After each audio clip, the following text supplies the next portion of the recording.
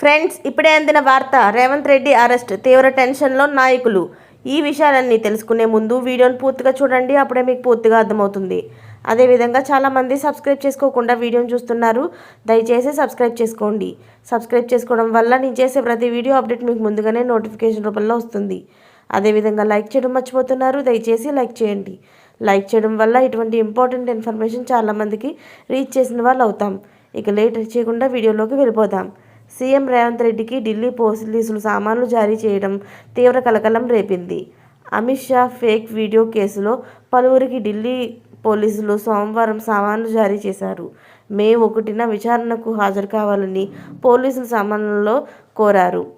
విచారణకు సీఎం రేవంత్ రెడ్డి వినియోగించిన ఎలక్ట్రానిక్ డివైజ్లు తీసుకోవాలని పోలీసులు కోరారు.